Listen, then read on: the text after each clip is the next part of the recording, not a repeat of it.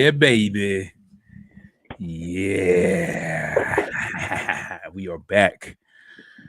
Thank you, ladies and gentlemen, for joining us for another edition of Wrestling Talks and Thoughts. I'm your host, Saheem the Dream.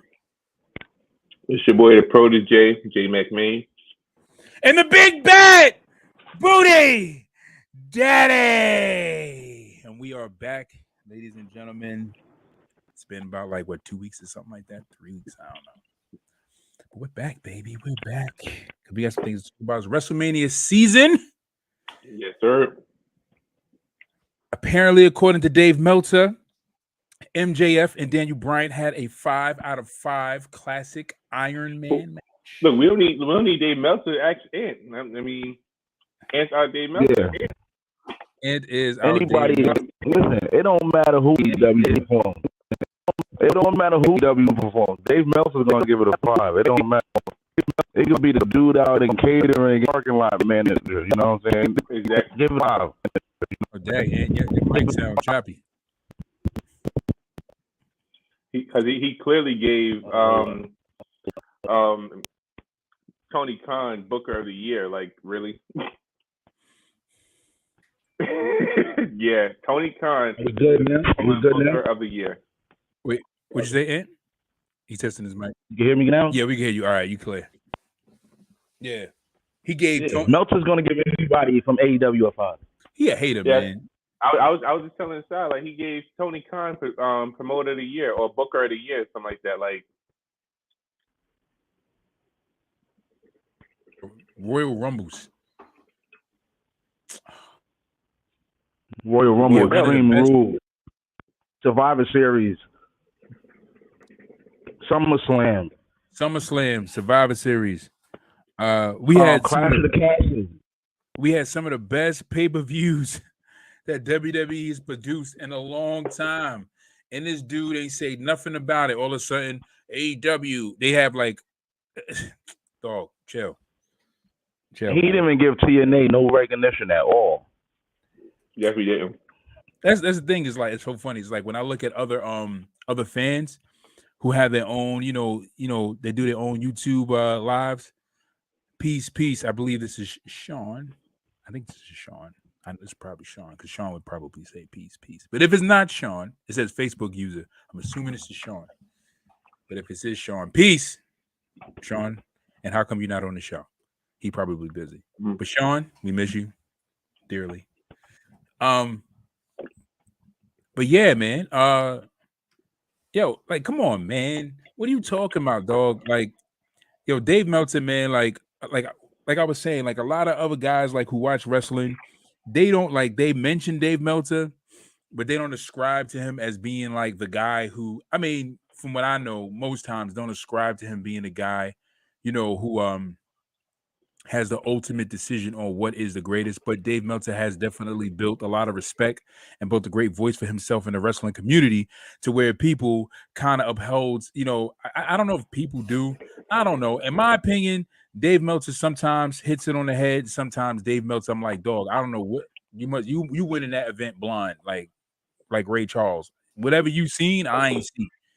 You need to stop, dog. And then sometimes it'd be situations where you have great events that happen in WWE or other great events that is just all of a sudden Dave Meltzer didn't acknowledge it. He didn't like it. So one thing about certain rating systems is I don't want to make this comment about the fact that everything is based on one guy's opinion, because everybody has a difference of opinion, because what one person like another person may like. However, there are times where a person does have a great opinion, and most of the time that great opinion is quite accurate to everybody's liking. Yo, you know what's crazy though, side? The reason why I don't give that Daniel Bryan and MJF a 5 out of 5, right? They should never. He should have won fair and square. Who? MJF. MJF. Oh, you cheated? Yeah, he hit him with the oxygen tank. You know what, Ant, for real, that's the thing for me when it comes to certain heels. Some heels, if you built them strong to be this mean guy, or to be a straight up dude who's gonna beat you straight up. Like, just let him be that. You know what I'm saying? Like Brock has those moments. Like Brock going in the ring, he don't need Heyman. Like, he don't need nothing else. He don't need no extra. Like, he gonna beat you up, and it is what it is. Like Brock is the heel. If he's heel, like that's what it is. But yeah, he'll get disqualified, but he's not gonna get no help. Right. You know what I'm saying? And the thing about it is like I like I like the fact that they have, like heels who do cheat, but sometimes it doesn't always have to be about them being a cheater. It just could be just about them being just an a-hole. Like, just let them be an a-hole. Mm-hmm.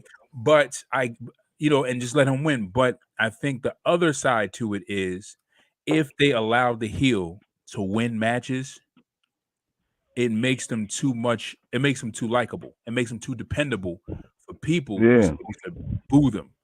So I guess that's kind of like the balance of why they have them cheat. Because if they win without cheating, it's like, well, why are we cheering this guy? I don't think that would work for MJ. I don't think that would work for MJF though.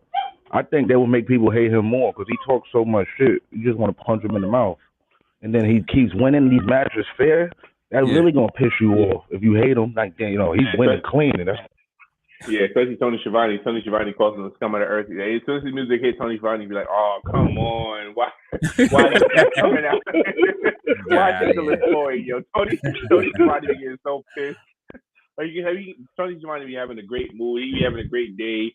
He could be a grandfather. You know what I'm saying? Graduation. As soon as he hears their music, he like, "Come on, why is he here?" Here comes the scum of the earth, guys. Oh my God. Yo, MJF is definitely breathing a whole new life inside of AEW that is much needed. Everybody knew that he was the guy. He needs to hold on to that belt for a very long time. Yo, he surprised me Sunday. I didn't know he had that many moves in his repertoire, yo. I didn't get to see the match. I only seen highlights. I didn't get to see the whole match. I didn't see the highlights. He tombstone him to the table. When he tombstone Daniel Bryan to the table, I said, "Oh yeah, this match is over." Oh wow! What about that video that or the video that Daniel Bryan did after the match where he said, I'm just gonna go home. I can't play with my kids. I think that's it. A lot of people think the press conference. You say a lot of people think what? They're talking about everybody think he's referring to WWE when he says that. I thought that too, but I know he said like this is his last stop in AEW. Like once his contract is up, once he's done wrestling AEW, he's retiring for good. Yeah. Oh, Ed, your mic is breaking up. But yeah, I don't know, but it was interesting video. So he's saying he ain't retiring. MJF can't retire. We need MJF. Not MJF, Daniel Bryan. Oh, Daniel Bryan. Oh, Daniel Bryan. Yeah, he posted a video and said, he was like, when he had me in the LaBelle lock, I wanted to just keep fighting, but then I couldn't feel my arm, and MJF was right. Like I won't, after the match, I won't be able to play with my kids, so I had to think about that, and I think I'm just gonna go home. And I was like, and when I first heard "go home," I was like, maybe he is referring to WWE. It is WrestleMania season, but it will be too late to try to have them incorporate him now because I'm sure they already have their match card set. Man, crazy is like I felt like Daniel Bryan should have retired a long time ago. I felt like he should have hung it up, let it go. But it is just like Edge, just like get this guy out of here, man. The rated R superstar. Bro. Yo, I'm not gonna lie, I'm tired of Saraya. Oh, really? You say you tired of who? I haven't really watched her that much, you know what I'm saying? And I thought she was gonna be a big draw, but you tired of her already? You said Saraya. Yeah, Paige. Oh, Paige. She don't belong there. She don't belong there. Some places, some people can go and like they're gonna shine regardless. And it's gonna push them to another place. You know what I'm saying? Like Paige was meant to be on the big stage. That's it. That's what it was. Like when she went to NXT, she went from the UK, she went to NXT. and she got put on that roster the way she got put on the roster, Mm-hmm. and they pushed her to the top. It fit at first for me, I was just like, well, who the heck is this?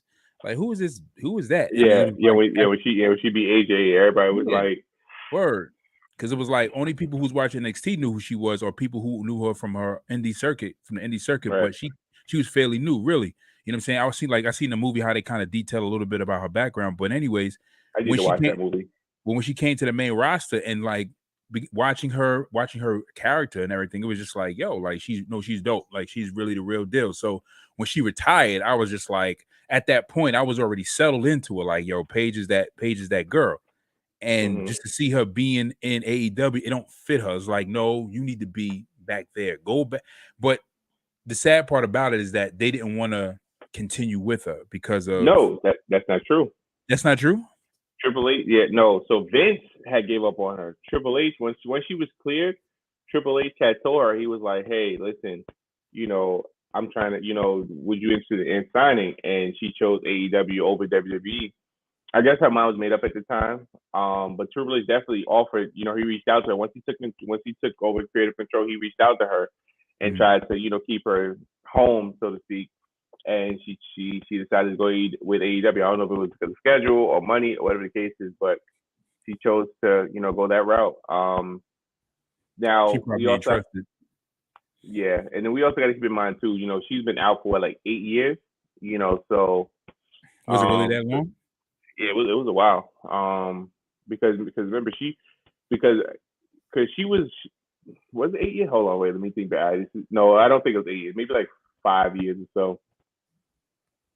Yeah, because I'm trying to see, was I in Virginia last time? Because I remember she retired, and it was like maybe like a year, right? Like a year and a half or a year, and then she came back and she formed Absolution, and she got injured again. Right, and ever since then, who that Paige? Let's say she was out 5 years. Let's say 5 years. It might not have been 8. Okay. Because it was in 2013. 23. She got hurt when everybody came up from NXT. Right, and that was like 5-6 years ago. Yeah, when Charlotte and Becky and all them came up. Right. Yeah, so she only had it was after that because she was with because when she came up she was with Team TCB. And then when she came up, it was over. It was like a bad luck bug. After they came up, it was over. Right. Then she came back. That's when she formed Absolution with Sonya Deville and Mandy Rose, and then she got hurt during that faction. Because it was. I remember after everybody from NXT came up because remember she cut that promo on Charlotte. She was like, "Oh my God," she was like, "Don't try to come in here and be all humble and make it seem like you won this whole title all fair and square because of your abilities and because you're a great wrestler." She was like, "The only reason why they gave that title to you is because of your daddy." She walked out the mic and walked right out the room. I was like, "Yo." At that point, I was like, "Yo, like that." Like I was sold on Paige, but that point, I was. But Charlotte's face was like, "Wow, did she just say that?" Like she just said that, but it was a fact. Everybody know that like Charlotte was being built, but nonetheless, to Charlotte's credit, Charlotte delivers. Yeah, she does. So, there's no debate. Because you imagine if Paige was part of one of those women's title matches at Mania, it would have been great. Either she maybe it's a triple threat match with. I think they probably would put it in the tag title picture. The crazy. The thing is that if she wouldn't have gotten injured, it would have been great to see her and Paige run a feud. Because who and Paige? Charlotte and Paige. Okay. Because the way they built Paige literally like AJ passed the baton over to Paige like, yo, you next. You know what I'm saying? And then Paige was like running the women's division. You know what I'm saying? But she was doing it. She was holding it down until Charlotte came. But right around the time Charlotte came, Paige was like, in and out of, nursing injury. Right. Charlotte came and that's when they were starting a whole women's revolution.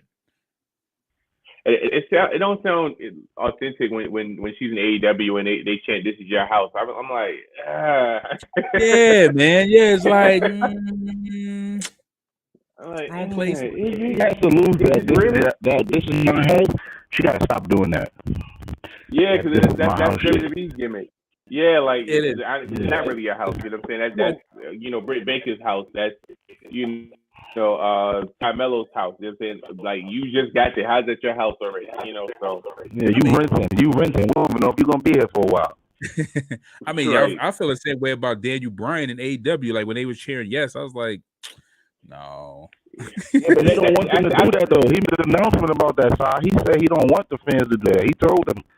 He said something on the pod. He said, I don't want the fans to say yes no more. Yeah, he don't belong there.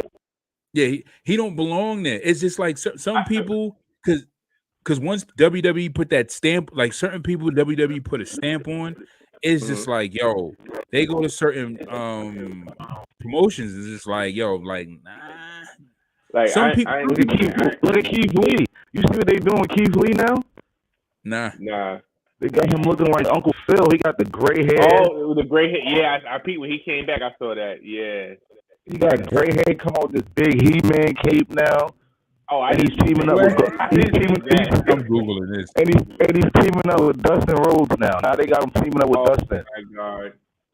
Yeah, I think that was Keith Lee's idea. Honestly, I feel like. I think so, because they have a lot more creative in say so in AEW than they did in WWE. Well, at the now. But I also feel too like when Jeff went to AEW and the Hardy Boys had the traditional WWE Hardy Boys theme song, I'm like, come on AEW, y'all couldn't change a theme song like. You know what I'm saying? You got Team Extreme theme music coming out. I wonder how much they paid Vince to let that song go. I wonder how much Vince had to get paid for that.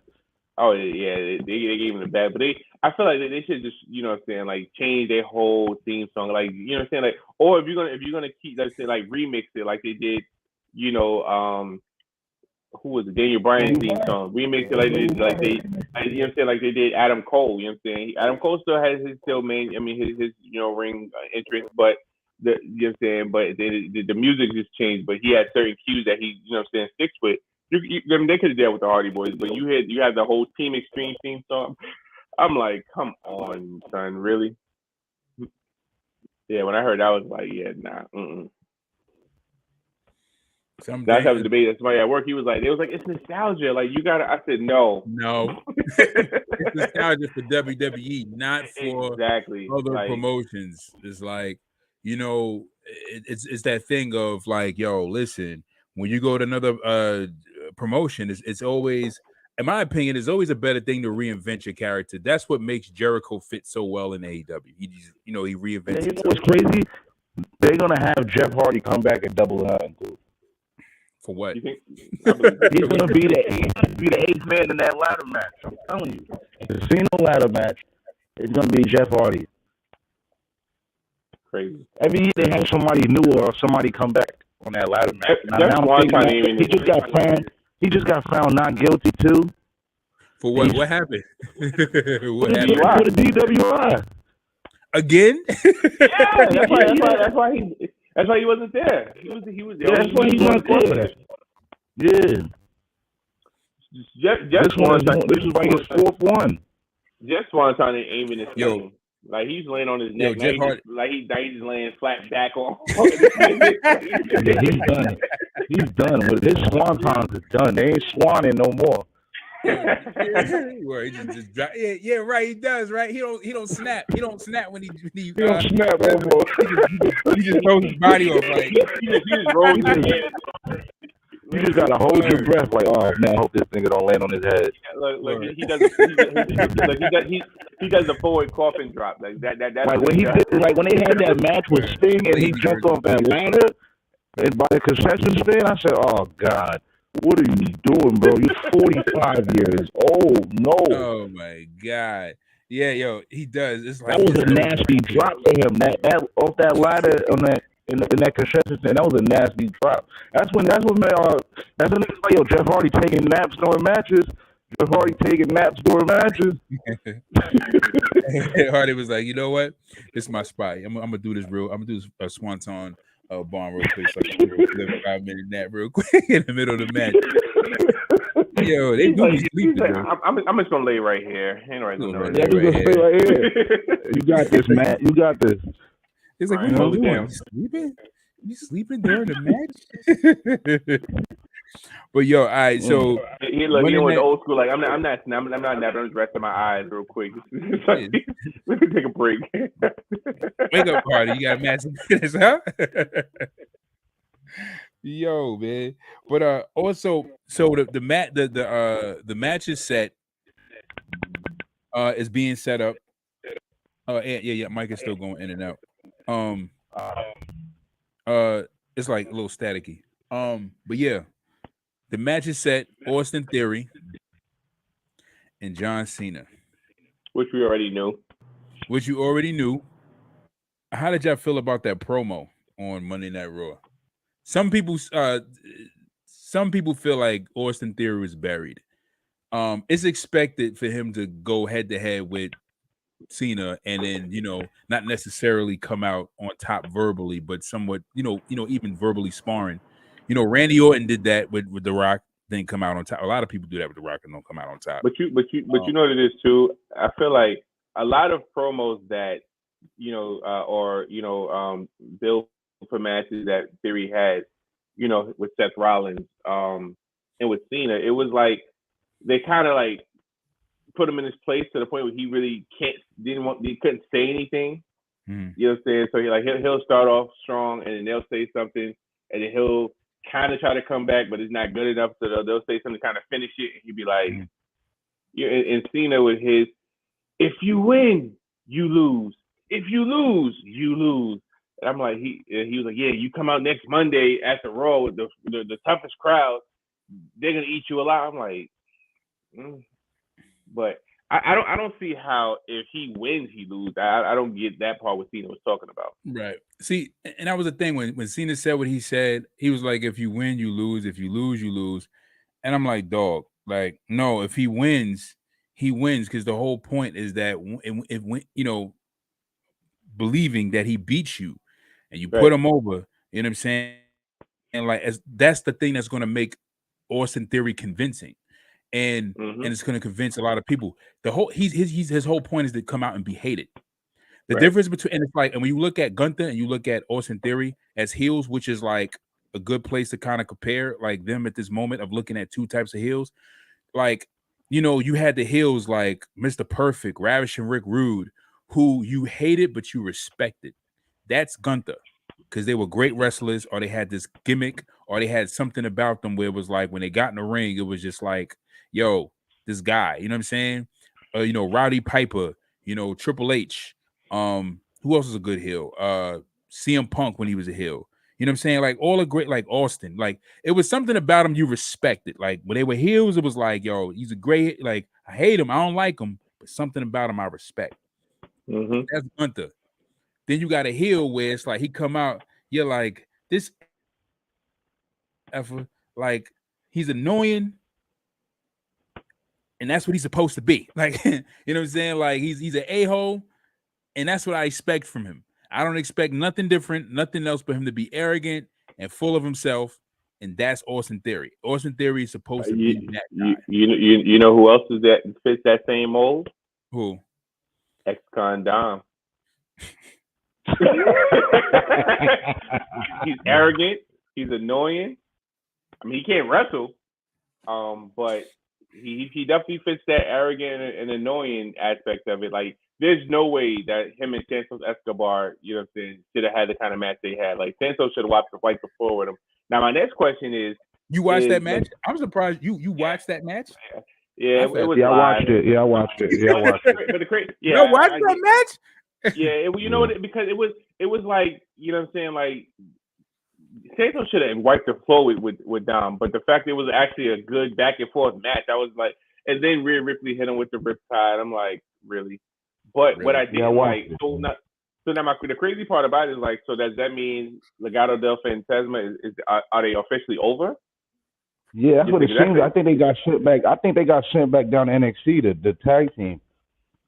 Yeah, because because now they're not on TV and they're supposed to be a heel faction, so that means Zelina Vega is now Unless floating they around about to again. do a swerve with oh boy, what's his name? Turn on Ray. Oh, Santos. Yeah. You know, it's not a bad thing that the tag team. Honestly, I understand like them splitting up because the roster did start to feel a little congested with too many factions at one point. At this point, kind of. But it's not a bad thing that they go back down to NXT because they never won the tag titles, right? Nah. No. So them going back down and winning those titles because more than likely they're going to need more NXT. But who are they going to beat? They not beating Gallus. Yeah, they not beating Gallus. Gallus is on fire, yo. They beat New Day. They took the titles from New Day. I'm assuming. Yeah, they just got to fix that finisher. Yeah. That finisher is horrible. Yeah, but Gallus, during the last pay per view before Roadblock, the New Day lost. It was like a fatal 4-way for the tag titles. Yeah, Gallus with that horrible finisher, they won. What are they called? Gallus. Gallus. Mm-hmm. Yeah. Those guys look like Wolfgang and I forgot the other dude's name. Wolfgang and something. Yeah, they was from NXT UK. What is their finisher? Yeah, they got a good look. They got a good look. So the finisher is one guy has him on his shoulder going into a power slam, and the other guy kicks him in the head, and he forgets. Nah, isn't it a fist? It's a fist, ain't it? It's a fist, right, man? I thought he kicked him. I thought he like hit him with a jump kick, and then he power slam him. Nah, it's a fist. I think it's a fist. Oh, even worse. a fist into a falling powerball. Yeah. He has him on his shoulder. He hit him with a fist, and he hit him with a power slam. I'm like, that's it. Like a lot of female finishes is better than that. Like. They like AOP. They got all the good in-ring moves, but when it comes to that finisher, you're like, yo, where the? Yeah. Like you could be more creative than that. Like you got all the creativity when it came to your finisher, it just stopped. Like just stopped. Wow. No? So, my thing about this whole Theory and Austin situation is, Austin and Cena situation is, I feel like. I don't feel like Austin got buried. I feel like Cena did what he was supposed to do. I feel like, Theory held his own as a heel because he was going to go out there, and the whole point was, again, that was Cena was his hero. Cena was his, like if I was wrestling and I went one-on-one with The Rock, you know what I'm saying? I'm gonna say what I'm gonna say, but if Rock has given me the opportunity to have that match, you know what I'm saying, and he's the big dog, he's gonna be the big dog. Like, you know what I'm saying? It is what it is. You know what I mean? But if you going one-on-one in a promo, if you going head-to-head with a promo with Rock, you got to come with it. Yeah, you do. There's only a few people who did it. The only person I felt like really came with it when it came to really came at The Rock in a way where it was like oh shoot, like he really sparred with him was Austin, CM Punk. Cena had that one. Yeah, Cena did have that moment, but Cena had to go below. Cena had to hit below the belt. Cena couldn't stay in character. Cena had to break character. Cena was too. Cena feelings was hurt. Cena was in his feelings when he did that because he was like, "Oh, you wrote your lines on your arm." I'm like, "Yo, dog, get out of here, man." I'm like, "Yo, stick to character, man. Why you gotta go all the way out of character? Like, yo, stick to it." Even Jericho stood his own again. But Jericho. I feel you have to somehow you have to have a comedic side, but you also have to be able to bring it. Now I feel like current Cena could probably go toe to toe with The Rock. You know what I'm saying? But that was current Cena. You said you think current Cena can go toe to toe with The Rock? Yeah, I think current Cena, because I think like you said, Cena then was more emotional and he was like you said, broke character and went below the belt. Yeah. But I think like current Cena, who's older, who's wiser, you know what I'm saying, who has, who can actually can be away from the ring for like a year and come back and still cut great promos. I think current Cena can actually hold his own. You know, but then again, I don't know because if Rock kind of hit it with a low blow, he gonna be like, "Nah, f this, man. Your mama." Yo, he pissed because he pissed The Rock off so much. He was like, The Rock is a man. The Rock is a man. The Rock is simply a man who is 6'5", 260 some pounds, and will rip your effing throat out. He didn't like when The Rock said that. I'm like, yo.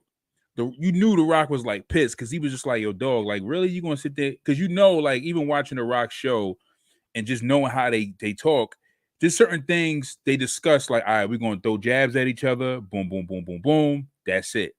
When Cena was getting demolished by The Rock, Cena was just so pissed. Cena was like, yo, I can't let him one up me.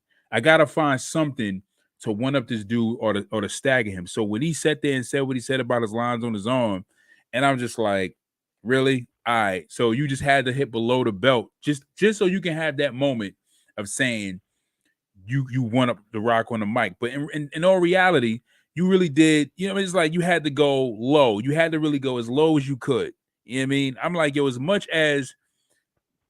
many times as Triple H his wife has been called the hoe. You know what I'm saying? He talked about his nose. He said whatever. Like Triple H never really like went that low. You know what I'm saying? Like Triple H just said what he said. Rocky, I'll kick your ass. Da da da da da da da da. Said what he said. You know what I'm saying? And he would say what he said. You know, Triple H would say what he said. But even Austin, you know what I'm saying? But it's just like, yo, when he said it, when he mentioned those lines, I was just like, nah, Cena, you lost, dog. I'm like, you was getting washed by The Rock on the mic and in those skits. How he had the little John Cena come out with the shirt, and then he was like, hey, Fruity Pebble shirt, and he spit in the shirt and threw it away. I was like, yo, this nigga's wilding. Yo, he spit in the shirt and threw it. You can't see me. You can't see me. You can't see me. When he did that skit with that little kid, I was like, oh my God. With the backwards hat, I was like, yo, Rock is stupid. Rock is stupid. He tried to end Cena. I was like, but you could tell Cena was in his feelings because Cena was scared. And then The Rock said it. He was like, yo, and then after they had that moment, The Rock came and he was like, yo, and he said it live in front of people, and you could tell it was real because he was like, yo, I'm not here to take all this away from you. He said, all this is yours. You earned it. You made your spot. You made your place. And, The Rock said what he said, but he had to let him know, like, I didn't come back and take your spot. But Cena knew that when Rock was throwing those jabs at him and saying what he was saying, The Rock was right. He wasn't entertaining. That was during the PG era. It was whack. It was lame. You know what I'm saying? So for him to say what he was saying about what's the name? Austin Theory. I'm like, dog, Austin Theory is like what, 22, 23? Something like that. Right. Mm-hmm. Yeah, give or take. He's way further than John Cena was at his age, right? At John Cena, because John Cena, when he got the main roster, he was like 25. He was like OVW when he was that age. Yeah, right. OVW. By the time he got to the main roster, he was like 27 or something like that, 26. One thing that I hate with a passion, and WWE has to stop this. Every time Cena comes back, the greatest of all time, John Cena. Whoa, pump the brake. Yeah, he is the greatest of all time, man. What? He is the greatest of all time. You don't believe that. You don't believe it. You said that with no conviction. Only person no conviction in your voice. The only person that believes that is R-Truth. Only person that believe that. Because that's R-Truth's childhood hero. So he's accomplished everything. Royal Rumbles, Money in the Bank, 16-time world champion. Well, he's never been intercontinental champion though. Shawn Oscar has more accolades than him. You said what? Oscar has more accolades than him. She really does. Yeah, Oscar does. Shoot. So who else? Austin did more than he did. Just as much. Only thing Austin hasn't won. Austin was like a 6-time tag team champion, yo. Yeah, Austin never won a Money in the Bank. That's the only thing that messes his credibility. Not really. He got three Rumbles though. All that matters. He had 3 Rumbles victories. Yeah, that's true. Right, 3 Royal Rumbles, but all that matters really. One of them was an asterisk because he got eliminated. He came back and eliminated Fred. One of them has an asterisk. Like how old? It's like 4 reps and all nobody sees Austin get eliminated. like all the are distracted at one time. Like, come on. We was trying to get Vader out the ring, man. That joke was crazy. That's one thing that's like the refs in the NBA when LeBron got fouled and nobody saw it. Right. Yeah, that Boston game. That game pissed me off. They gotta make sure he get that chip, yo. He's a franchise. But yo, like when it comes to like the GOAT status, like I mean, John Cena has done everything but actually accumulate high ratings. He's done everything but giving us but it's aside from giving us GOAT ratings. He's not a part of all your favorite wrestlers, son. You said what? He's beating all your favorite wrestlers at WrestleManias. It doesn't matter. You could be whoever you want. Goldberg. How many times? What's his record? What's his record against Triple H? I think he's undefeated against Triple H. Did he beat Hogan? I don't think he fought Hogan. Who? John Cena? John Cena's undefeated against Triple H. No, he's not. Name one time Triple H beat Cena. Monday Night Raw. When? Google it. Non-title match? I don't know the non-title match. I don't know the exact date, but he beat Cena like 2-3 times. He beat him fair and square? Fair and square. No, nothing. Except for steroids. You sure that wasn't short, Michael? You sure that wasn't short? 100. Matter of fact, I got you right now. I got you right here. All right, so he's like 7. He's like 1-7 against Cena. Nah, Triple H beat John Cena a few times, dog. I could never remember Hunter Penn Cena. I think the dude that got the most victories against Cena is Edge. And Randy. You think so? Because remember him and Edge went back and forth, and him and Randy went back and forth for a while too. That's Triple why H beat John Cena at Night of Champions. It was a title defense. They fought at Night of Champions 2008. It was a title defense, and that's when Umaga and Triple H was feuding. Yeah, Triple H beat him. Night of Champions 2008. 2008, Night of Champions. That's when Triple H was the man. That's when Triple H had that babyface. Huh? He was a babyface? Yeah, that's when he's the babyface. Yeah, he beat John Cena fair and square with the pedigree and everything. Nothing after that. Now they fought a few times. He beat Triple H beat him on a Monday Night Raw. They had a match on Monday Night Raw. Singles or tag team? Singles or tag team? This is a singles match. Because everybody always think about that match that they had at WrestleMania, because how Triple H, I mean how John Cena was getting booed and Triple H was getting cheered. Yeah. And that was Cena came out with the car. I think so. That was like the infamous match. I think that was 22, I think that was in Hollywood, right? When it was in Hollywood. Ain't that 22? I think so. Probably. Yeah. That's when Hunter came out with the white boots. Yeah. I hate those white boots. Yeah. And he had the whole Conan look. Yeah, that was for the World Heavyweight title or the WWE Championship. Right, WWE. I think it was WWE Championship. It was Eric Bischoff era, right? Yep. Yeah, I'm watching it right now. Matter of fact, let me see if I can. I can't share because if I share, they. I think it was the World Heavyweight title, right? It's the World Heavyweight title. That was Eric Bischoff era. With John Cena. He handed that to Hunter. He handed that to Hunter. Right? Yeah, he pretty much did. Let me see. But I don't know if Hunter. Yeah. But I remember Hunter's first time defending that Mania. I think it was against Booker T. So February 15th, 2010. Okay. No. This is not February. This is another day. All right, let me see. Hold on a second. Yeah. 1, 2, 3. Yeah, so it was a Monday Night Raw. This is one Monday Night Raw. I forgot what. This is when Triple H was with DX. He had a match against John Cena. He beat John Cena in a match on an episode of Raw. Let's see. Then we got February 15th, 2010. Probably a dark match. Nah, this is a Monday Night Raw, dog. I don't remember Triple H pinning Cena too many times. Yo, I'm telling you, man, he's the game. That's why he's the game. That's what Triple H beat everybody. Look at the years you're saying right now. This is when Cena was like Hulkamania. That's what I'm telling. Yo, listen, yo, not for nothing. I ain't even trying. This is a shameless plug. I did a whole video called. I did a video. If you guys are watching, make sure you guys. Ain't no shameless plug. You better watch that video. Yeah, watch the video. But you guys are watching. Drop a comment below. We're gonna post your comment. You know what I'm saying? Also, if you guys are watching, also subscribe to the group, like the page, give us a thumbs up. Go to the Wrestling Talks and Thoughts channel. We got more videos posted. We got lives, whatever, but we also got 2 videos posted up. One about the WWE champions of all time, and another one called The Greatest Heel of All Time, right? Posted a video called The Greatest Heel of All Time. It's about Triple H.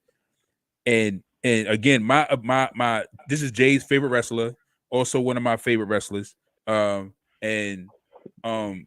had to do a video on him because I felt like he never gets the due that he deserves as a heel. Like he does not get the due that he does deserve as a heel and as a superstar. And it's just like right now he's really kind of getting that due, not even as a performer, but as someone who's actually, managing. And the thing about it is a lot of people looking at Triple H in the light that they looking at Triple H in the light that we seen Triple H when he became the game. That's that guy right there. It's like, even though he wasn't getting the light that The Rock and Austin was getting, but at that time when he was the game, like he was a beast. He was a whole nother dude. But anyway, in the video I talk about he beat everybody. Like Triple H beat everybody. He beat The Rock. He beat and I'm talking about there was times he cheated, but there's matches where Triple H beat them without cheating. He beat The Rock. He beat Austin. He beat Austin 2 straight falls out of best of 2 or 3. That's 3 shades of hell. Yeah, and I remember that one match like that. I was scared. I'm like, yeah, Austin's gonna beat him. I know Austin's gonna beat him. That could piss me off, yo. I was like, yo, I was happy. That was one of the most happiest moments ever. I'm like, yo, because this dude finally because Austin is the biggest cheese out of any wrestler. We had this conversation before, and I said, yo, name, because remember we talked about this. I said, yo, I got this the Austin, and challenge. I named them. Bro, you didn't. Bro, you named 5 wrestlers that pinned Austin fair and square for a championship title. Yeah. Who? Name one. Hunter. For a title. Without cheating. What title? The world title or Intercontinental? World title. Mick Foley. No. 1-on-1 for a title. It counts. He pinned Austin. Okay. 1-on-1. Right? Doesn't that count? Man, that counts. He pins Austin, right? No. No semantics. Listen. Because look, that's like the argument, the Bray Wyatt argument. Roman never beat Bray Wyatt, but everybody gets mad at me when I say that. Well, hold on a second. If we're talking about passing the torch, right? Mm-hmm. And when we look at moments like when Hogan fought Ultimate Warrior, we're looking at moments like where who's a passing torch? Hogan. Right, Rock and Hogan. But that even though it wasn't a title involved, just the whole level of hype behind it. Again, it was a passing torch moment. Yeah. When Goldberg beat Hogan, Gilbert and Crash Harley. But if that's what your cup of tea, sure, Gilbert and Crash, we'll take it. But here it is, right? Name one person that beat Austin fair and square for the title. I can name one person in a Jericho. Match. No, it's not Jericho. He cheated. Kurt Angle. How did Jericho cheat? Jericho didn't cheat. He did. No, he didn't. He cheated against The Rock. He cheated against The Rock. I'm sorry. He didn't cheat, but there was interference in that match. But it didn't involve the pin. It didn't involve the finish. Stop. Because when the interference happened, he kicked out of whatever he got hit with, and then the match continued. So it doesn't count. It does count. It slowed down his momentum. No, it doesn't, because he had no momentum. It's Austin. Right. He's slow motion the whole match. Ain't no momentum from Austin. He's walking like Bigfoot the whole match. Name one person Austin fought fair and square. Nobody interfered. 1-on-1. He lost the title to him. One person. Didn't Rob Van Dam beat him and they called it back? No. No. Oh, I know who. Didn't Taker for the belt. SummerSlam when Jesse the Body Ventura was the special guest referee. Yes, he did. No, he didn't. Taker only beat Austin for the belt once, and when he beat Austin for the belt once, it was on an episode of Monday Night Raw, and it was a quick pin. He cheated because Shane McMahon came in and did a quick count 1, 2, 3, and that's that's a clean pin. The leader of the he was the leader of the corporate ministry. Ministry of Darkness. Yep. Who? That first blood match. Nah, Taker came in and hit Austin with the chair. Right, and actually Kane bled first. Ref didn't see it. But ref didn't see it. It was on his mask. He had a mask. No, I think He had a first blood match with a guy with a mask on. I think RV. Right. I was gonna say RVD. Yeah, I have a first blood match with somebody with a mask. That was crazy. Right. Exactly. And long sleeves. Exactly right. Cheater. Gloves. But that's my point. Austin is the big cake out of any wrestler you ever. When people name Hogan, I'm like, never, like, do not put Hogan in that conversation. Stop. Yes, I've seen Hogan. Yes, Hogan. Yes. Don't put the Rock Hogan's in there. Hogan is not. Rock is in there. Austin's in there. Rock. Nah. Hogan. When you look at Hogan, Rick Flair is in there. Every person Hogan dropped that belt to made sense why he dropped the belt. There's no debate. Why? I can even argue. There's even a fair argument. Explain to Andre that couldn't walk. Andre was on his way out the door. He knew his time was coming up because he had a physical ailment. But Hogan went to Andre and was like, "Yo, are you going to put me over?" You know what I'm saying? And Andre was like, you know what I'm saying? He was like, "Yeah, I'll do it." And then, but Hogan didn't know. He was nervous about it.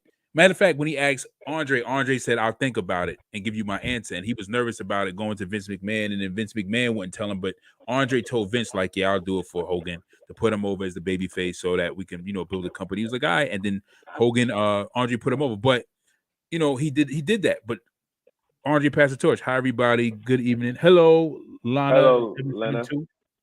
Lene, what's going on? What's up? Oh, Lene, yeah. So that's what I'm saying. Like, so when it comes to like Hogan put over Goldberg, Hogan put over Ultimate Warrior, Hogan put over The Rock. Everybody he put over made sense. They were bigger guys, they were big superstars, they were people. Sergeant Slaughter didn't make no sense. To push it to the next level. They all made sense. Sergeant Slaughter didn't make sense. Sergeant Slaughter didn't lose to Hogan. I mean, Hogan didn't lose to Sergeant Slaughter. Yes, he did. He got choked out. And the camel clutch? No, that was Ultimate Warrior. It was? Yes, it was, my friend. Actually, it was Ultimate Warrior who lost the belt to Sergeant Slaughter, and then it was Hogan who got the belt back because at that time, Ultimate Warrior was trying to hold up Vince for money. Okay. Yeah. Yes, sir. Yeah. All right. Let's talk about something more important. Let's talk about the story of the bloodline and Jey Uso. Jey is that guy. You know what's funny? So I kind of sort of clues as I'm watching it. I'm like, all right, it's kind of different because he had on the red "We Are the One" shirt, but I'm like, he's still rapping the "We're the Ones." And he went and Ant made it perfect. And I saw it and I said the same thing, but Ant actually said it. The fact that he didn't attack Jimmy, I was like, he went outside the ring. He was like, Sammy, it's you. He gave him a hug. And we put up the one. I said, no, that's the bloodline thing. I said, he gonna super kick the hell out of super kick the hell out of Sammy. And he kept looking at him. And over, and he was looking, and then said, I saw super. I said, I knew it. He said, you think I'm gonna choose you? It's family. Yeah, it's family. It's family. I was like, yeah. And he cursed too. He's like, yo, this family shit. It's crazy work. It's crazy because I'm like, yo, I'm saying to myself, I'm like, yo, if Jay turned good, it'd be crazy to see Jay come out dressed in all white, because then that means he's trying to take the position ahead of the table, like continuous feud with Roman. But then when he super kicked Sammy, I was like, you know what? This does make more sense. but now it's gonna be interesting to see, because when they on SmackDown and Jay's there, Roman's gonna be like, yeah, you came to your senses, but are they gonna address the fact that at what was Elimination Chamber when Roman was mushing him? I wonder if Jay's gonna address that. Me too. Real quick, Lena said, who's going to WrestleMania 40 next year? I think we talked about it. So I know it's in Philly, so so we got to go with Ant Protection Agency, but yeah, I am off officially for Mania this year, so okay. I might that'll be the time I come down. I don't know if I'm coming on for both days or just night 2, but we'll talk about that later on. But it's official. I have gotten off for both days. Yeah, you know what's crazy, right? If y'all seen Raw, if y'all was watching Raw, remember when they was interviewing Rick Boogs and Elias backstage? Elias. Mm-hmm. Yeah, did you see in the back Cody talking to Kevin Owens? Nah, I didn't see that part. Nah. And that's the thing about interviews. You got to look. When they interview somebody, you got to look all around. Yeah. Cody's gonna be the glue to piece Sammy and Kevin watch. Yeah, because the way he came out and helped it. And I don't like the fact Raw went off like that. Like, you know what I'm saying? I'm like, all right, Cody came out for the save, and then they just went off there. I'm like, that's it. like it's just like a cliffhanger. Like you. Yeah. In my opinion, I wish they would have went in the ring and F Cody up. Like that's what I wanted him to do. I was like, beat up Cody. But I wanted him to beat the nigga up. Like beat him up. Cody hasn't gotten beat up since he's been back. Huh? Cody ain't get beat up since he's been back. He hasn't. They got to make him look strong. But I kind of prefer to see Cody align himself with the club, AJ, Luke, Anderson, and Gallows. I prefer to see him link with them instead of Sammy and Kevin. So Lena 77-2 says, I know it was going to happen because Sammy face looked confused. He did. He was just like, wait, what? Oh, you with us? You understand? But I mean, we know at some point Kevin's gonna be like, all right, you know what? Let's do this together. Jay was like, nah, hold that, son. Like, he was like, I believe you. I'm with you, man. So Sammy's like, oh, yeah, I don't need Kevin. Yeah. And then the way he pushed his brother off of Sammy was crazy. Yeah. I'm like, damn, that was kind of hostile, bro. I was like, Jay is my guy. Where I was like, Jay is my guy. I was like, yo, this is why, like, this is why I love the Usos, man. I was like, see, it's moments like these, man, that they're just like when they just do the unexpected. Yo, like you never know. Lena says, it was kind of. Go ahead, my fault. She said, from my instant, I think Sammy and Kevin Owens are going to cost Roman the titles at WrestleMania. You know what? I thought the same thing. I thought that would be kind of corny, but at the same, that would be kind of corny. I want Cody to beat him with no interference. Yeah, because that back and forth they had on SmackDown, a little promo was fire. I like how they were. And of course, they always bring in Dusty, and they're like, your father talks about a lot, but we said about you nothing. And I was like, oh, here you go, another shot at his dad. Here we go. But I ain't gonna lie, wasn't that one of Roman's best promos?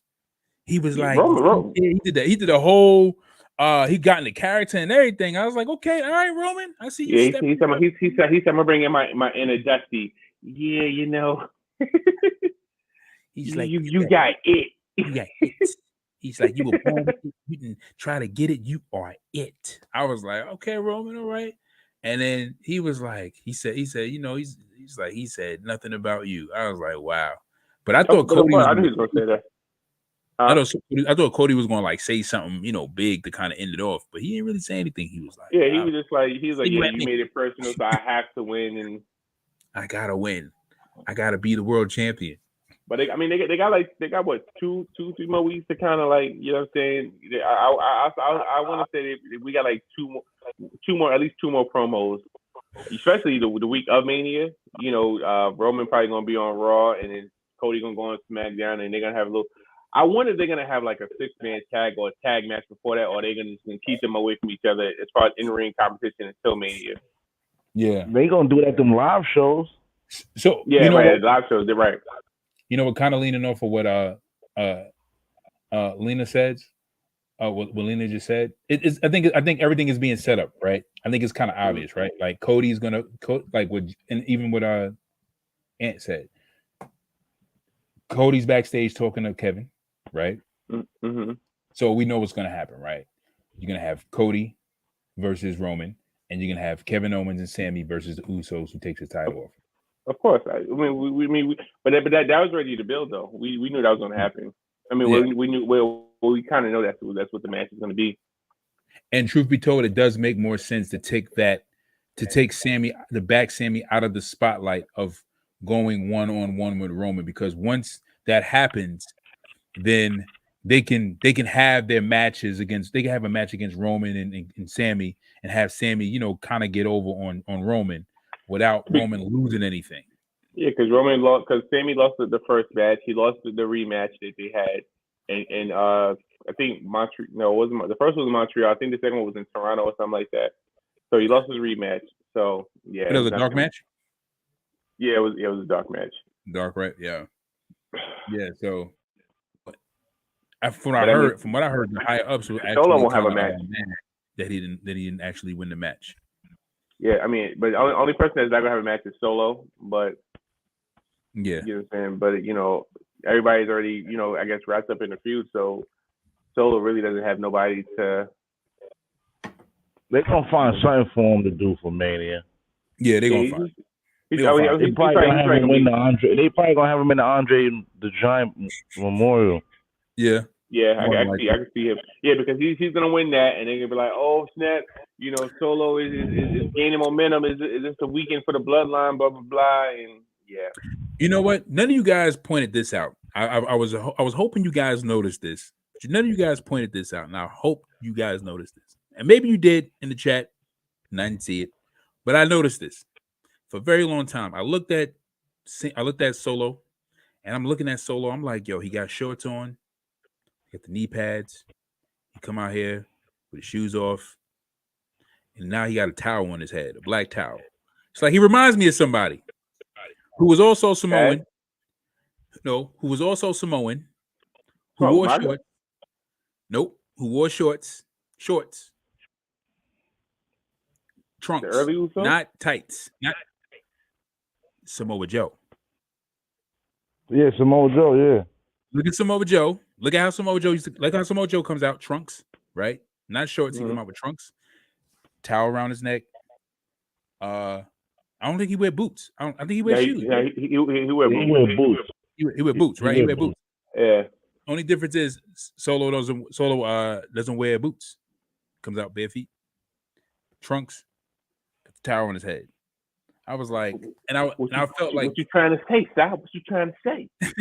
I'm trying to say is he is what Samoa Joe could have been for the Bloodline, but that could have been a conflict of interest, because if putting Samoa Joe next to Roman kind of wouldn't be a good idea for character purposes, because Samoa Joe is that guy.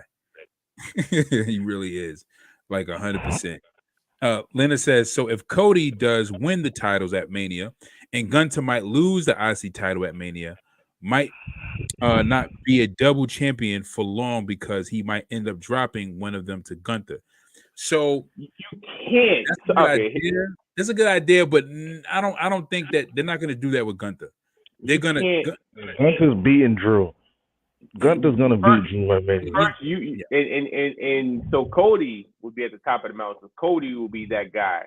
So you can't have Cody on this high horse that you know what I'm saying. Finally, the first person in 2 years to beat Roman, they kind of goes down and loses to Gunther. Yeah, that'd be too. You just can't. And Gunther's the man, but not even though none of that's gonna happen because Cody's not beating Roman. Even though none of that's gonna happen, but yeah. And you gotta let it go. Listen. It's happening. Let it go. What Cody did to you in high school, he apologized. Okay, he's sorry. You know, I'm telling you, I just see it for what it is, bro. Roman's not losing to Cody, bro. All right, everything's gonna repeat. It's gonna lead right back. Listen, everything repeats, yo. Listen, everything repeats. It's gonna land right back in Bray Wyatt's lap. Watch. Yo, word to my mother. If Cody Rhodes loses at WrestleMania, I'm giving you $20. I'm gonna cash out $20. Y'all heard Cody's this. losing, bro. Whatchamacallit already They're playing. Listen, this is what's gonna happen. Their plan is gonna backfire, where somehow Sammy and Kevin's gonna get physical, and it's gonna somehow mess Cody up. They're gonna try to tag Roman and hit Cody. That's how Cody's gonna lose. Watch. I feel like you're trying to manifest this. I feel like you're trying to talk this to. I don't feel like you really feel like this is gonna happen. I feel like you're trying to talk this. I feel like you like this is gonna happen. You're trying to manifest it. You're trying to speak it down. And you know it's inevitable. It's gonna happen. Cody, bro, it's not happening, bro. Yo, Cody's a golden child. He's a prodigal golden child. I don't care if he was gold member from Austin Powers. Listen, it's not happening, bro. He's the guy. Roman's not losing. Listen, Roman's this close away from breaking the record. You think they're just gonna have it stop now? What record though? The longest reigning champion ever. No, that he can't. It's Bruno Sammartino. He's already the longest reigning champion of this era. I mean, the longest reigning champion ever is Bruno Sammartino. And the thing about it is 1,000 days. He's about to break 1,000 days. Roman didn't break Hogan's record yet. That don't count. That's WWF, man. It's still the same thing. It's still the same thing. Bruno Sammartino is still acknowledged as the longest reigning champion. We don't acknowledge Hogan no more. Hogan's not acknowledging record books anymore. They weren't sports entertainment then. Yeah, I think Bruno Sammartino held the belt for like 7 to 8 years. Like that. Yeah, and then, there's no way. Or 7.5 or something like that. And then Hogan had it for 4 years. Then the next person that held the belt longer than him, Bob Backlund. No, there was Pedro Morales. Bob Backlund. Yeah, then Bob Backlund. First is Pedro. Then after Pedro, it was Bob. Bob had it for 4 years. Bob had it for like 3.5 or 4 years. Hogan had it for 4 years. And then that was it. And then the next person after him that ever held the belt longer was longer than Hogan was Macho Man. And then Hogan had the belt for a year after that. And then after that, the next person who had the longest modern day reign was John Cena. And then after Cena, CM Punk broke his record. Right. Yeah, but you know anything that Punk related, they're trying to get your race. Yeah, CM Punk broke his record for 400 days.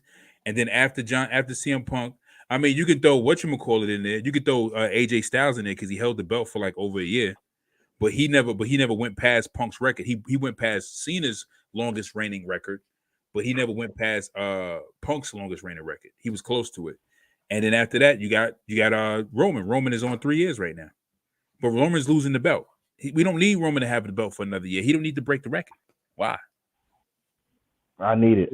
Those days are gone. It needs it. I need it, man. It's been a while. Man. There's gonna be a lot of sad fans coming. I mean, some sad fans, but Cody's a guy, man. Cody is stamped.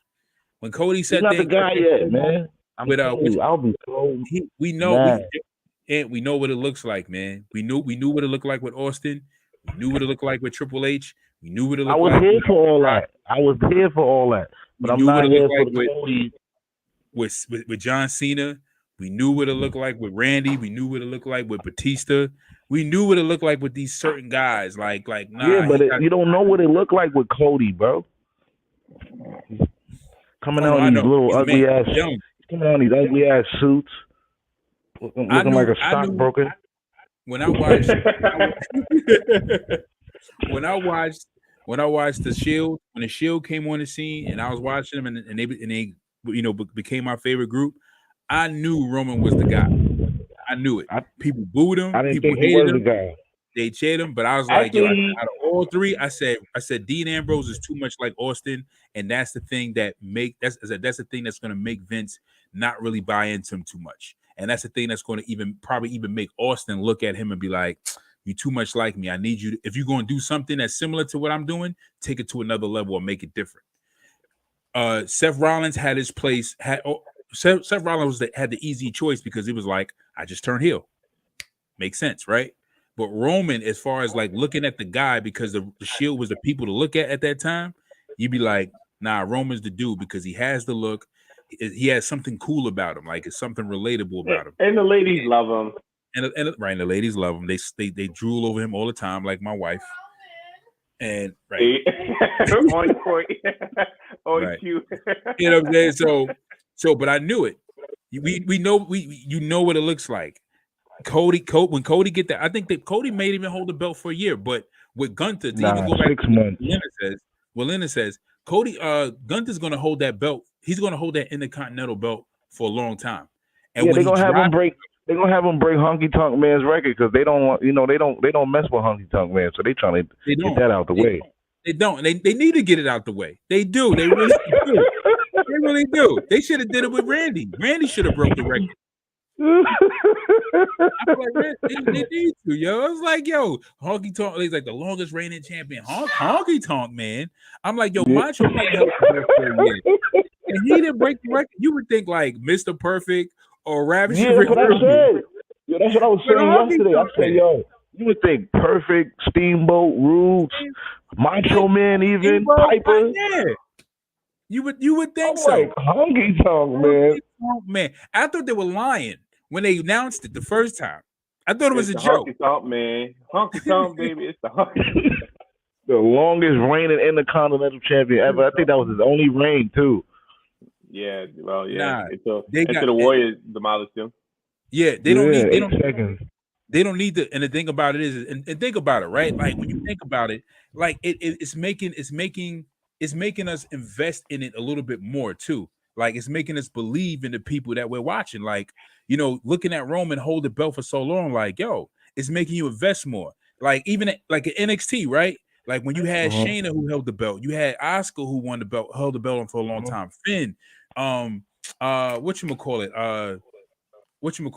Adam Cole, who else? What's his name? Tommaso Ciampa. Like all those guys who held the belts for those long periods of time, it made you really invest in them. Like he's the truth, and it made you really like buy into the character. Yeah, I ain't gonna front when Adam Cole lost the belt, it looked weird. Like I was like, "Dang, yeah, Adam Cole like, no belt." It just looked weird. Yeah, but and that's the thing, and it's like, yeah, and that's when you knew you watched the champion.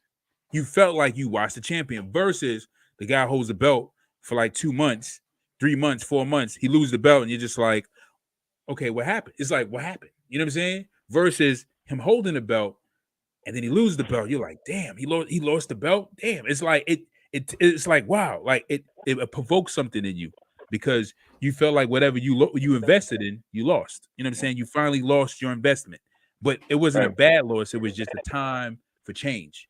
So that's what I'm saying. Like with Gunther, it's gonna be like Gunther's like that. Gunther's gonna be that guy. They're gonna hold that. He's gonna hold on to that belt for a long time. And then when they say, "All right, now we can pull the trigger," because and be honest, I think what Lynn is saying is foresight of what's gonna happen down the line. Like when they say, "All right, you know what? Cody had the belt long enough. It's time to pull the trigger." and make this happen, make this moment happen. And then they're gonna, of course, they're gonna build the feud, and then they're gonna go back to that Royal Rumble moment that they had in the ring when they were faced off, and they had that match, and they fought and they squared up, and Cody eliminated Gunther. But that was a dope moment. But that was something to build toward the future, and that's how they build. Like with the way Triple H and Shawn and Paul build, they build like what we seeing now. Somehow, some way, is going to reflect later down the line, and they're going to bring it all. They bring all the pieces together. Versus Vince, some random dude comes out of nowhere, wins the belt, drops the belt, disappears, and you're like, why? Where did he come from? Why did he win the belt? What sense did that make? You know what I'm saying? Like, there's nothing. Sometimes we need it, but when you have everybody doing it over a course of time, it's like, all right, this ain't going nowhere. It's sporadic. So looking at it, I don't see Cody having both belts. Like I feel one of the belts is good enough for him. Like, but for him to walk around with, like, certain guys, you can pull it off. Roman can pull it off. Certain guys can do it, but Cody with both belts, he gonna have his wife carry the other one. Yeah. Okay. Well. Okay. I can see that, him one way on his waist, and then Brandy holding on. Yeah, I can see that because if he wins, she's gonna come celebrate, and that's gonna be your favorite moment, Ant. Yeah, I know. I know. They're gonna bring that damn dog out with them too. I think. No, I agree. I was gonna bring the dog. I think the dog with the AEW thing. I don't see them. What if he does? What if he does bring that pit bull out to celebrate? Or was it that Roy? Ain't gonna be in the chat losing it. Like, yeah. We got to censor Ed. He's gonna be going off. He's gonna be like, he ain't gonna be like Stephen A. Smith. He gonna be like, I'm like, Yo, but no, I agree. Yo, I think him not. I feel like they should separate the titles. I felt like that was a moment. Like that was a moment that needed to be done for Roman. Unifying the titles against Brock because of their long feud. And it's just like, it was like a moment of putting that in the past. Like, let's put this in the past. Let's be done with Brock and Roman forever. I can see Cody going on SmackDown. Speaking of booking, right? Y'all been watching NXT lately? I didn't watch it on Tuesday, but I've been watching some of it. Shawn Michaels is doing his thing. Yo, how do y'all feel about Johnny Gargano stepping up for Shawn Michaels to fight Grayson Waller? Oh, Johnny Gargano. Yeah, it's gonna I noticed it's like a this is not a side. This is not a side note from what you're saying, Ant, but it leads into what you're saying. Yo, Elimination Chamber. Johnny Gargano, people were applauding, like some people online was applauding Montez, right? Mm-hmm. Montel Jordan. Montez Montel Jordan. They'll applaud Montez, right? For his like, his showcasing. And it was good. It was good, for him to have that breakout, it was good. But Johnny Gargano had some great spots. Like Johnny Gargano had a great match. And when I watched it, I was just like, yo, like he really had some dope moments. He lost to the Razor's Edge. That's the only thing I didn't like. Yeah. Well, but that's his finisher. The running Razor. Isn't it the running Razor? That is? It is. That's what it is. I ain't never seen him beat nobody with that. It was always that. He had to stop using the crossroads. Remember, because Cody came back. Right, but he had some kind of sit down choke slam. Yeah, with that and some other move he was using, but he wasn't. They started kicking out of that. Sit down choke slam. It's like, yo, the whole point is to pick him up and slam him. It's like you pick him up and you slam him and you drop with him. Like, why are you dropping with him? I hate Damian Cross's moveset. I hate it. I can't stand it. You said Damian Cross? You mean Damian Priest or Karrion Kross? Whatever. They both the same person. One and the same. They all the same. They the same people. That was so good. But they were supposed to be dragging. It was supposed to be dragging Lee going against Grayson Waller, but they can't get his visa situation right. So they couldn't get him in the car for Stand and Deliver. here's something that my boy Sway pointed out, and when he said it, I was like, "Yo, that's crazy." So shout out to boy Sway. He said that if you think about it, ever since Karrion Kross came out and put the hourglass in the middle on the apron for Roman, the bloodline's been kind of like trembling ever since. Like that was the beginning of their downfall when he put ever since the hourglass moment.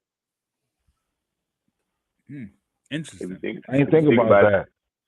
I mean, it would be more. I think it would be more cohesive if Karrion Kross was involved in everything. I agree, but I mean, you gotta chip at the armor until until you're sitting there with no armor, and it's just you and the other person across from you. So you break down the empire. Yeah. Get to the king. Interesting perspective. Didn't see that Easter egg though. Yeah, that's a fact. I didn't see that neither. Wow. I didn't see that neither. So when Sway put it, I was like, that's a real valid point. Like I really didn't pay attention to that. Yo, so do y'all think Melo gonna beat Braun Breaker? No, because Melo's getting called up. Well, the thing about it, whoever loses that match is getting called up. Yeah, it's gonna be Braun. Braun going first. You think? Nah, Melo's gonna hold Melo for as long as he can. But I'm trying to think because Melo, he's never been the NXT champ. He's been the North American champ, and that's more sort of catapult.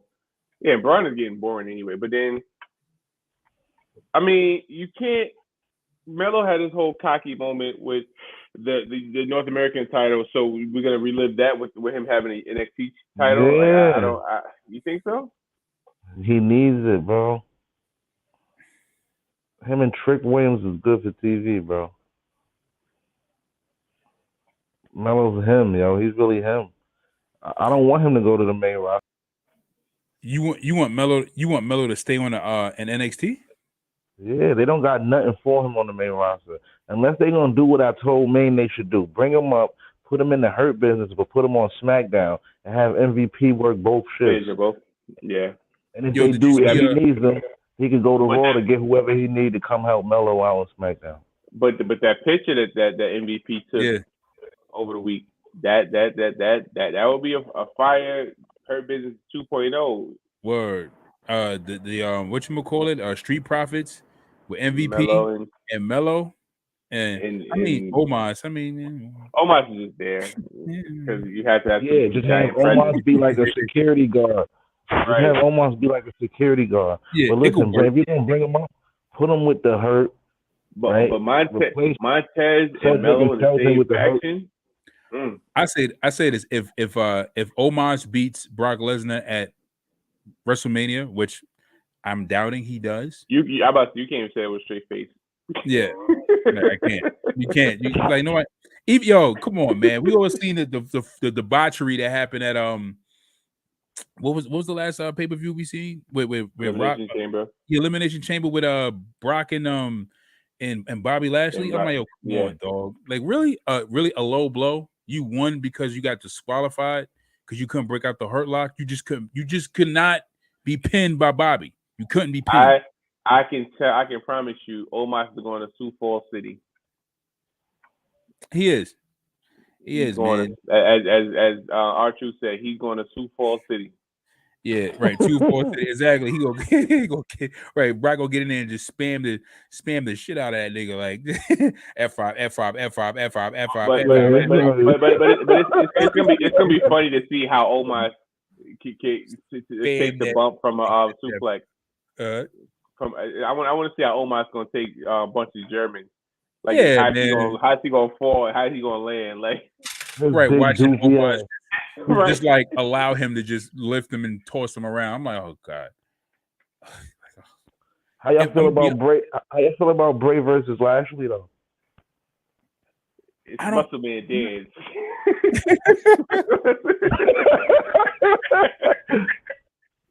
Do the Muscle Man dance. Pull up your pants and do the Muscle Man dance. But I ain't go front. It was funny to see Uncle Howdy get in the ring, yeah. and I'm like, Uncle Howdy, what are you doing? Word. You know what it is? I feel like, you know what's funny about that? It's like Lash is a grown man and Bray's like a little kid. I'm trying to play these games.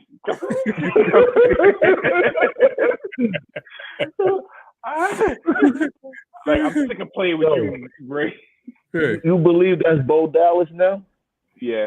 Yeah, we know. Yeah, we believe it. I believe it. I definitely believe it. Yeah, I that laugh. That laugh. When he laughed, I said, "Oh yeah, he gave himself up." I heard his face was revealed. Like somebody caught him without the mask. Oh, I ain't seen that. Yeah, I seen like a picture. That. But I wonder when they're going to reveal him though, because that'll be the thing. Like around Mania. Right. Yeah. Are they going to reveal him? Or are they going to reveal him at all? They're going to reveal him because that's because I think, and it's a dope build because it's like you build him up that way where the hotter Bray gets, as soon as they finally reveal, who it is. Like people are going to buy into Bo. Like that's going to be new life breathed into like that character, which is going to be pretty dope. Like the watch. I think they're going to reveal. If they're going to reveal him, they might reveal everybody else too. But he's the only person that they've shown like that's actually been in the ring. They showed the pig. They showed the pig, the bird. I mean, but they were like, and a rabbit. I think Alexa comes around too. Yeah, and Alexa. I think Alexa's probably a rabbit. Oh no, the witch. Alexa's the witch. I think Dexter Loomis going to join them too. You think so? He'll be perfect. He fits in with him. He does. He really does. He'll be perfect. Yeah, he'll be perfect. I ain't gonna lie. Like even if Finn was with them, but as the demon, just only the demon. No, you can't. Finn's too much of a leader for that. Yeah, he is. Yeah, you can't mix oil and water. Yeah, you definitely can't. You can't mix oil and water. I'll put Ciampa with Bray.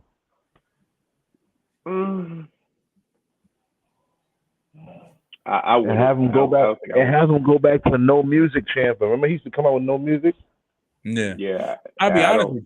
I say this. I prefer him. I prefer him with Bray than with the Miz. Yeah, when he comes back, he's definitely not going back with the Miz. But I can see Damian Priest with I can see Karrion Kross with Bray. Yeah, I can see Karrion Kross. I can see Kross. I can see Damian Priest, but I mean, Damian Priest. We don't want Priest. We don't want Priest. We don't want Priest. Yo, so the time has come, fellas. Okay. Next week, well, was it Tuesday? Yeah. 2K23, the day we've been waiting for. Yeah, I pre-ordered mine today. Yeah, I pre-ordered mine today. I think I'm gonna go ahead and pre-order because right after Raw, it's gonna download and. Yeah, right after Raw comes on. That's lit. I'm kind of thinking that should I down? Because I think SmackDown. I mean, I think if I go to GameStop, I want to say they'll probably release it. Probably Tuesday, right? GameStop don't got it for pre-order no more. Oh, they don't? I don't think so. Mine did. They said they don't have it no more. I'm gonna call them. I'm gonna call them in the morning. If they don't, then I'm gonna go ahead and do it online. Like that's how I did that. I went to GameStop today. What did y'all hear about 130? I mean, what did y'all hear about the game so far? I mean, they got decent matches. They got the War Games match, the DLCs they announced. I'm not too much of a fan of the DLCs. This one's better than last year's one. It's just I don't know. Like I'm not so. You got no Machine Gun Kelly and. Yeah, why is Machine Gun Kelly in this game, though? Well, we got Bad Bunny. I mean, nobody's. Yeah, but at least he did something. Bad Bunny did something, and he could wrestle. Yeah, I mean, well, Logan Paul is a DLC too, but now he's an actual main character. Outside of the Bray Wyatt pack, I mean, I'm not big on Pretty Deadly. You know what I'm saying? Because you have them, Trick Williams. Yeah, I'm not sold on a DLC like that. Yeah, the Steiners. And a bunch of the women from NXT. That I'm like, yeah, I'm not. You got Zeus. Yeah, Zeus. Why the hell is Zeus in the game?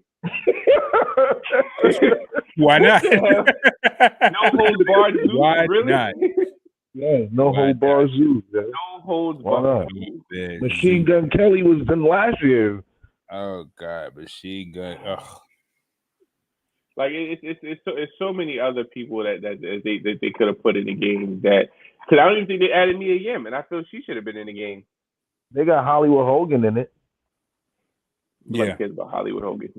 They always have Hulk and Hollywood. They got a good version of him in this one though.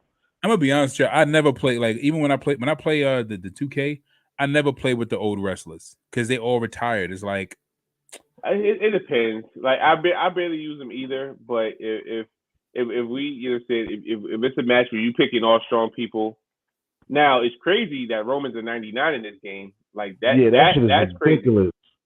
Yeah, people were complaining about the ratings last year. I was definitely complaining about the ratings because so Rhea Ripley was 85, but then they came to since they was like, oh no, she's too low, so they upped her rating to a 90. Mm-hmm. But I think Bianca is I think Bianca Becky's the highest rated woman, and I think Bianca's right under her. Should be Charlotte. Nah, Charlotte's not the highest rated. It's either Becky and Bianca or Bianca and Bayley. I mean, Bianca or Becky. What? Or Becky and Bianca. It's insane. I think Bianca. I think Becky is the highest rated, and I think Bianca's right under Becky. And Bianca then I think should definitely be the highest. I think it's Charlotte, Rhea, Asuka, and it trickles down. Yeah, Bianca definitely should be number one. I think she's number one. I believe she's number 2. Or Carmella, yeah. You said Carmella? Whatever. About some daggone Carmella. Oh man, yeah, right, Carmella. Yeah, but I think her and Chelsea Green about to win the tag titles. Yo, they about to win. They about to be the next Iconics. Yeah, I can see that. Yo, they should have definitely brought them back. Who, the Iconics, right? Yeah, they should have brought them back. Yo, everything happened though with their passport at that time. They couldn't get back into America for a while though. Oh wow, that's why they got released. Yeah, from Impact. Because they was in Impact. They came back and won the tag titles at Impact, and then I think COVID hit, and then their visas was messed up. Oh wow, a whole bunch happened with them there. I mean, but they back now in TNA, right? Nah. Who's the champion in TNA? Josh Alexander. He still got the belt? How long he had the belt for? A couple months now. Who had the belt before him? Moose. Right? Yeah, I think it was Moose. So Moose didn't have it for a hot minute. Yeah, well, Moose had it for a short period. He didn't even have it that long. He had it for like 5 months. This is like his second long reign. His first reign as champion was long as shit. Josh Alexander. This is actually pretty good. Yeah, he's good. Yeah, I like him. He's good, yo. He just got a corny ass look, but he's good. TNA. I'm gonna see TNA champions. He comes to the ring dressed as Rick Steiner, yo. Oh, with the head thing on. Yeah. Wow. The only thing he's missing is the varsity jacket. I think him and Daniel Gresham had a match. I mean, Jonathan Gresham. I think they had a match too at Terminal at Jonathan Gresham's promotion. Oh, see, Lene said it's exactly what I was talking about. What? About the Karrion Kross and the Hourglass.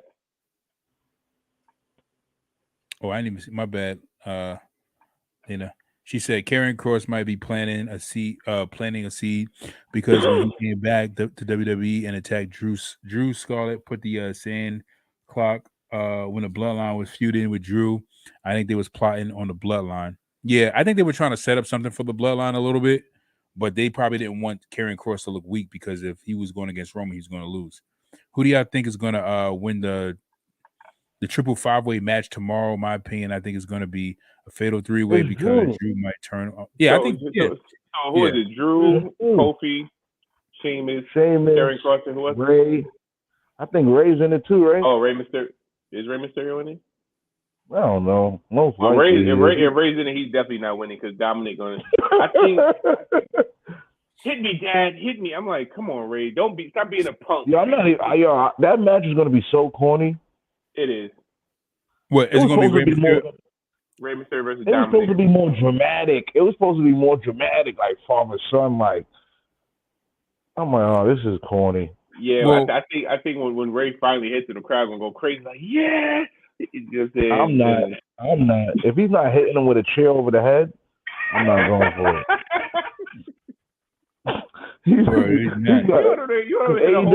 Listen, AEW brought back headshots with chairs. Why can't WWE do it? Word.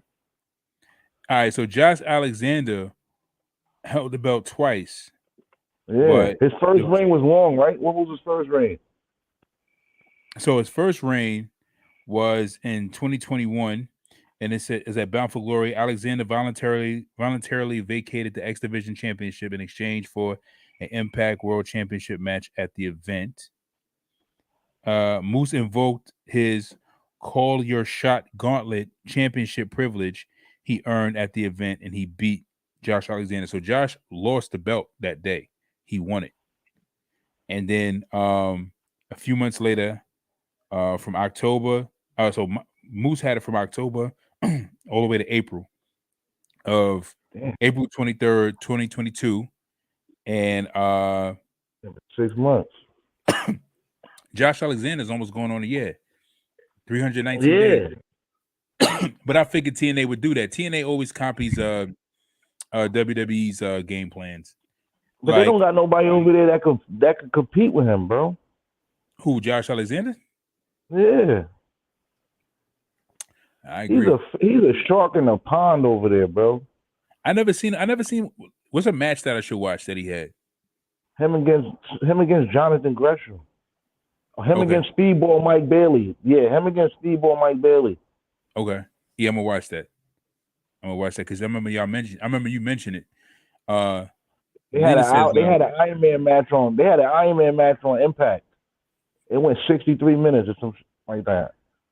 Jonathan Gresham and Josh Alexander? No, Speedball Mike Bailey and Josh Alexander.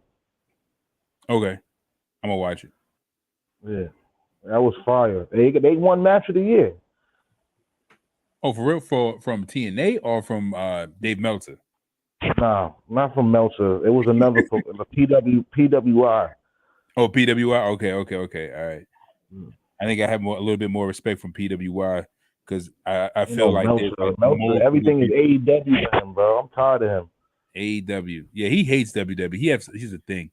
Lena says that Kofi's hurt. It makes sense. It only makes sense for Drew to be the person. I would like to see Karrion Kross win though. But son, I'm the daddy. Yeah, I mean, if Karrion Kross wins, I'm not trying to see Gunther lose. But Karrion Kross ain't gonna win. I mean, it's gonna be a good.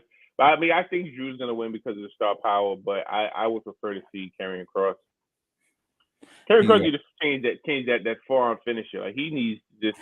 Yeah. I mean, the cardiac move with that forearm. He needs another finisher move back of the head. I'm like, bruh.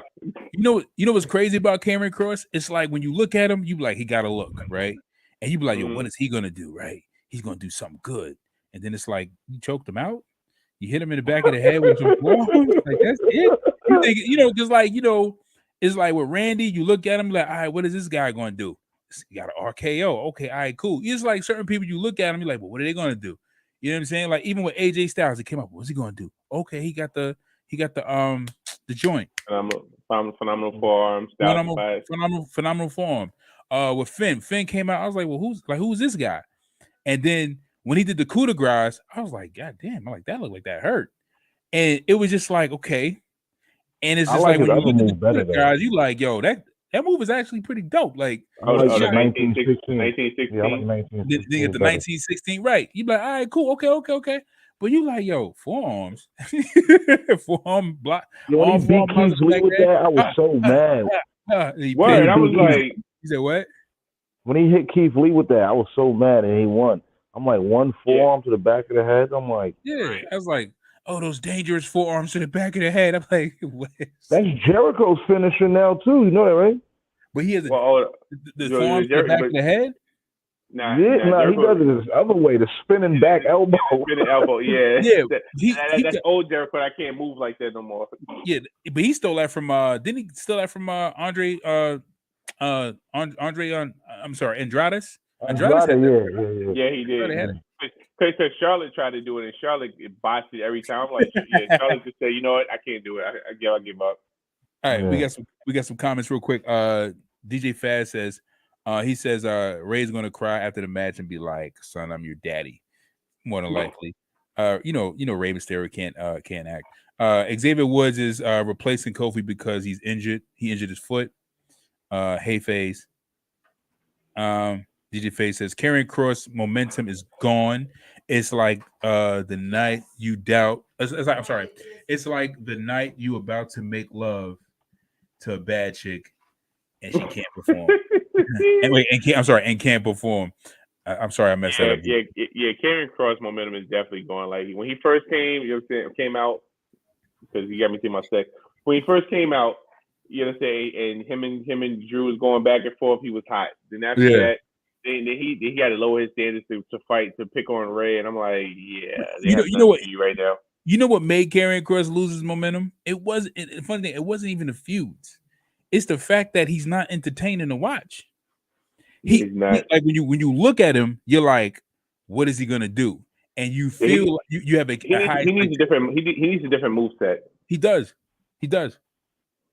That's like my coworker, as I said before, like Candice LeRae. Like you hear Candice LeRae music, you like that music is fire. Like you're saying, you about to show who about to come out. You know what I'm saying? Whoever about to come out about to dominate. You see this little cute little girl come out, with little wings, the poison pixie, like hi guy. I'm like, he like, okay, well there you go. Like that the music that she has should be like Shayna or somebody like some Oscar or somebody like Rhea, you know what I'm saying? Somebody like that should have her even though Rhea's music is fire, so Rhea don't need to change her music. But I think that theme song goes with somebody of that stature. Like, you know what I'm saying? Candice is too cute for that theme song. It's just bad. She is. She definitely is. All right, guys. We're at the hour and 45 mark.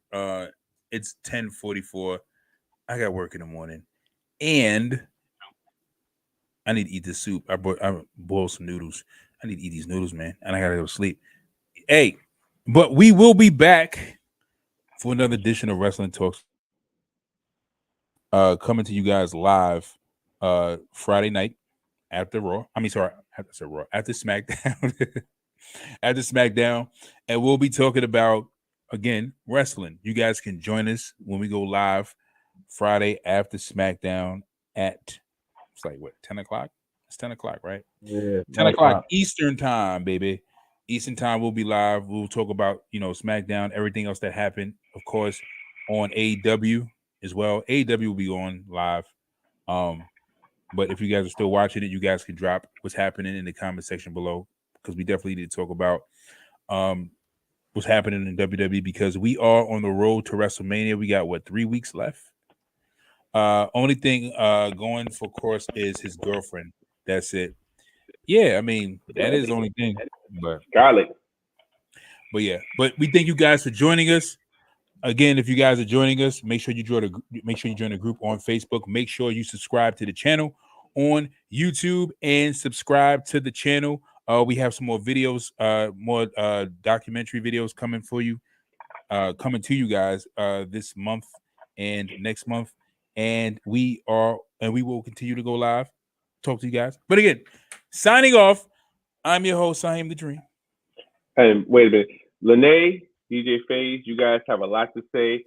I'm gonna personally reach out to you guys to see when y'all free, so maybe we can steal y'all for the show. You know what I'm saying? Show y'all love and give y'all own perspective. You know what I'm saying? But I'm gonna definitely reach out to y'all and see what up. But but it's your boy, the protege, J Mac Main, and the big bad Booty Daddy. And we'll see you guys later. Peace.